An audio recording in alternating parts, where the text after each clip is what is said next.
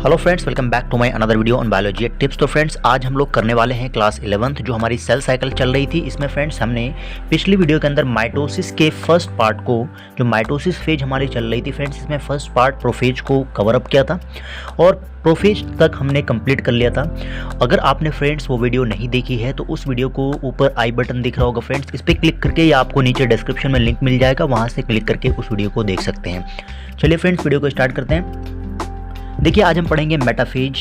तो friends, metaphase क्या है? मेटाफेज को पढ़ने से पहले हम छोटी छोटी कुछ चीज़ें को पढ़ लेते हैं। जैसे आप देख पा रहे हैं फ्रेंड्स, ये क्रोमोसोम की स्ट्रक्चर है, इसके अंदर हम पढ़ेंगे काइनेटोकोर क्या होता है। देखिए फ्रेंड्स, क्रोमोसोम की जो बीच वाली ये होती है इसे सेंट्रोमियर कहते हैं, और जो साइड में ये प्रोटीन की जो पैच लगी होती है इसे कहते हैं काइनेटोकोर। अब इसको पढ़िए। देखिए, it is a patch of protein. ये प्रोटीन की जो पैच होती है found at centromere of each sister chromatids, जो कि सिस्टर क्रोमैटिड्स के बीच में सेंट्रोमियर यहाँ पे सेंट्रोमियर के पास पाया जाता है, इसे काइनेटोकोर कहते हैं। या आप यहाँ से याद कर सकते हैं, small disc shape structure at surface of centromere. देखिए, सेंट्रोमियर के सरफेस पे एक डिस्क शेप की स्ट्रक्चर है, इसे हम कहते हैं काइनेटोकोर। अब देखिए फ्रेंड्स, सेंट्रोमियर की बात करेंगे तो अभी मैंने आपको बताया it is the region of DNA where two sister chromatids join. देखिए फ्रेंड्स, ये जो डीएनए की रीजन है, ये पार्ट इस जहाँ पे दो सिस्टर क्रोमैटिड्स आपस में ज्वाइन होती है, इसे कहते हैं सेंट्रोमियर। ठीक है, अब चलिए बात करते हैं माइक्रोट्यूब्यूल्स की। तो फ्रेंड्स, माइक्रोट्यूब्यूल्स क्या होते हैं? मान लीजिए आपके यहाँ पे क्या है, आपका सेंट्रोसोम है, दोनों तरफ सेंट्रोसोम, और यहाँ से जो ट्यूब निकल रही है फ्रेंड्स, इस ट्यूब को कहते हैं माइक्रोट्यूब्यूल्स। ठीक है, चलिए अब बात करेंगे। यहाँ पे आप देख पा रहे होंगे जो माइक्रोट्यूब्यूल्स है फ्रेंड्स, ये क्रोमोसोम के यहाँ पे आप देख पा रहे होंगे काइनेटोकोर के पास आके इसे अटैच हो रहा है और यहाँ पे इसको टाइटली कनेक्ट कर रहा है। अब बात करेंगे फ्रेंड्स मेटाफेज प्लेट की। तो मेटाफेज प्लेट क्या है? देखिए, the process of alignment of chromosome at metaphase. देखिए, मेटाफेज जो सेंटर में आकर क्रोमोसोम की जो अलाइनमेंट होती है इसे कहते हैं मेटाफेज प्लेट। एक तरीके से प्लेट की फॉर्मेशन होती है, इसे कहते हैं मेटाफेज प्लेट। तो अब हम पढ़ते हैं फ्रेंड्स मेटाफेज होता क्या है एक्चुअल में। देखिए, इसके अंदर क्या है, spindle fibre attach to kinetochore, जो कि स्पिंडल फाइबर है, अभी आपको बताया था, ये जो स्पिंडल फाइबर है ये काइनेटोकोर से आकर अटैच हो रहा है, ये देखिए दोनों तरफ से। ठीक है, और chromosome moved to spindle equator. जो क्रोमोसोम है स्पिंडल इक्वेटर की तरफ मूव हो रहा है और अलाइन एट मेटाफेज प्लेट। देखिए, मेटाफेज प्लेट के ऊपर आकर एक लाइन हो रहा है। हम बात करेंगे फ्रेंड्स एनाफेज की। देखिए, एनाफेज क्या है? एनाफेज के अंदर क्या है, अभी हमने पीछे पढ़ा था कि जो क्रोमोसोम है फ्रेंड्स, ये सेंटर में आकर अलाइन हो चुका है, सेंटर में आकर एक लाइन से अरेंज हो चुका है। अब देखिए, इसके ब्रेक होने की बारी है। ठीक है, अब देखिए यहाँ पे क्या होगा, सेंट्रोमियर स्प्लिट करेगा, यानी सेंट्रोमियर जो बीच का पार्ट होता है ये टूटेगा, और जो क्रोमैटिड है सिस्टर क्रोमैटिड, ये क्या है, दोनों तरफ पोल की तरफ पहुंच जाएगा। The pair of chromosome pulled towards pole, pole की तरफ चला जाएगा ये। Chromatids moved to opposite pole. इसको समझिए अच्छे से। देखिए, यहाँ से सेंट्रोमियर टूटना स्टार्ट हुआ और इसमें देखिए दोनों तरफ से सेंट्रोमियर टूटकर ये जो है क्रोमोसोम, ये आपस में पोल की तरफ पहुंचना स्टार्ट हुआ और यहाँ पे फाइनली ये पोल के पास पहुंच चुका है। ठीक है फ्रेंड्स, अब देखिए, अब हम बात करेंगे फ्रेंड्स टेलोफेज की। टेलोफेज में क्या हुआ, अब जो यहाँ पे ये क्रोमोसोम पोल की तरफ पहुंच चुका था, अब यहाँ पे टेलोफेज के अंदर क्या होगा, chromosome disappear at each pole. अब हर पोल पे जाकर जो क्रोमोसोम है ये डिसअपियर हो जाएगा और स्पिंडल फाइबर डिसअपियर, यहाँ तक कि स्पिंडल फाइबर, जो ये फाइबर आपने देखा था जिससे ये क्रोमोसोम अटैच्ड था, ये भी खत्म हो जाएगा यहाँ पे। और nucleolus, nuclear membrane, endoplasmic reticulum, Golgi complex reappear, यानी न्यूक्लियस के अंदर जितनी भी चीज़ें हैं वो सब फिर से रीअपियर हो जाएगा, वापस से आ जाएगा। ठीक है, तो इस तरीके से फ्रेंड्स हमने टेलोफेज को भी पढ़ा। अब इसके बाद आता है साइटोकाइनेसिस। देखिए, साइटोकाइनेसिस क्या फ्रेंड्स, इसको समझिए। साइटो का मतलब होता है साइटोप्लाज्म और काइनेसिस का मतलब होता है डिवीजन। तो साइटोकाइनेसिस का मतलब होता है फ्रेंड्स डिवीजन ऑफ साइटोप्लाज्म। अब इसको पढ़िए। The division of cytoplasm to form two daughter cells are called cytokinesis. जो साइटोप्लाज्म डिवाइड होगा तो दो डॉटर सेल बनाएगा, इस प्रोसेस को हम साइटोकाइनेसिस कहते हैं। जैसे इसको समझिए फ्रेंड्स, ये जो साइटोकाइनेसिस है दोनों के अंदर होता है, प्लांट्स और एनिमल दोनों के अंदर देखने को मिलता है। जो एनिमल के अंदर होगा तो यहाँ पे देखिए क्लीवेज का फॉर्मेशन होगा, बहुत इंपॉर्टेंट है, ध्यान रखना है। जब साइटोकाइनेसिस एनिमल के अंदर होगा तो क्लीवेज का फॉर्मेशन होगा। फाइनली क्या होगा, ये दो डॉटर सेल के अंदर डिवाइड हो जाएगा। और जब प्लांट सेल के अंदर इसके अंदर ये साइटोकाइनेसिस होगा तो इसमें सेल प्लेट का फॉर्मेशन होगा, और ये सेल प्लेट क्या होगा, आगे चलकर सेल वॉल में बदल जाएगा। इस तरीके से जो दोनों डॉटर सेल होंगे, दोनों डॉटर सेल के बाहर ये सेल वॉल का फॉर्मेशन हो जाएगा। तो आपने पढ़ा ही है कि फ्रेंड्स जो प्लांट सेल होते हैं, प्लांट सेल के अंदर सेल वॉल भी होते हैं। ठीक है। अब इसके बाद देखिए जो बहुत इंपॉर्टेंट पार्ट है आपके एग्जाम में, ये क्वेश्चन आता ही आता है कि माइटोसिस या मियोसिस के सिग्निफिकेंस बताइए कि क्या महत्व है इसके। तो इसकी देखिए क्या है, it helps to maintain DNA and RNA ratio. ये जो है सेल के अंदर डीएनए और आरएनए के रेशियो को मेंटेन करके रखता है। और it helps to maintain number of chromosome after division. अभी पीछे फ्रेंड्स मैंने आपको बताया था कि जो माइटोसिस है, माइटोसिस को हम कहते हैं इक्वेशनल डिवीजन, क्योंकि इसके अंदर नंबर ऑफ क्रोमोसोम डिवाइड नहीं होते। तो इस तरीके से यहाँ पे क्या है, क्रोमोसोम के नंबर को मेंटेन रखता है, ये बरकरार रखता है। और it helps in repair damage tissue. जो डैमेज टिश्यू होता है इसको रिपेयर करने का काम करता है ये। It helps to maintain cell shape. जो सेल की शेप होती है इसको भी ये मेंटेन। अब हमारा फ्रेंड्स फाइनली माइटोसिस कंप्लीट हो चुका है। अब हम बात करेंगे मियोसिस की। देखिए माइटोसिस को कहते हैं इक्वेशनल डिवीजन, क्योंकि उसके अंदर क्रोमोसोम के नंबर सेम रहते हैं डिवाइड होने के बाद भी।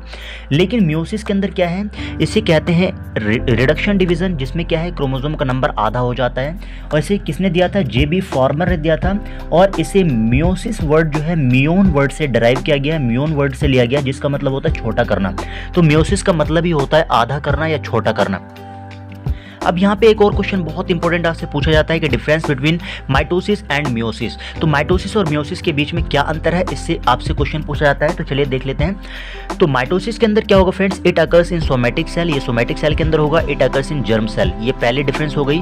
सेकंड देखिए न्यूक्लियस डिवाइड वंस, इसके अंदर न्यूक्लियस क्या है, एक ही बार डिवाइड होती है। यहाँ पे न्यूक्लियस डिवाइड ट्वाइस, न्यूक्लियस 2 बार डिवाइड होगा। और अब यहाँ पे सोच सकते हैं फ्रेंड्स, जब न्यूक्लियस एक बार डिवाइड होगा तो 2 डॉटर सेल बनाएंगे ही बनाएंगे। और यहाँ पे जब 2 बार डिवीजन होगी तो डॉटर सेल कितने बनेंगे, 4। इसलिए यहाँ पे क्या लिखा, nucleus divide twice and form 4 daughter cell, ठीक है।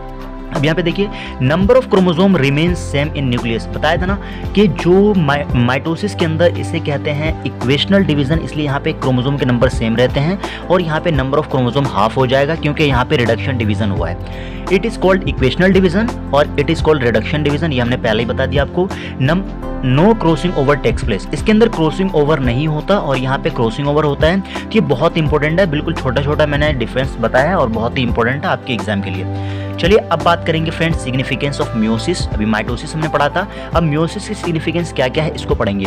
देखिए क्या, मियोसिस फॉर्म गैमेट यानी सेक्स सेल का निर्माण करता है। हेल्प इन सेक्सुअल रिप्रोडक्शन, जो कि सेक्सुअल रिप्रोडक्शन में हेल्प करता है। ये it helps in maintaining chromosome number, ये भी क्रोमोसोम के नंबर को मेंटेन कर रखता है। It provide evidence of basic relationship of organism. अब देखिए इसमें क्या, मियोसिस के अंदर जितने भी ऑर्गेनिज्म, एक ऑर्गेनिज्म पेरेंट्स से जो उनके डॉटर्स बनते हैं, तो पेरेंट्स और डॉटर्स के बीच क्या रिलेशन है ये बताता है, मियोसिस से पता चल जाता है। Crossing over produce new traits and variation.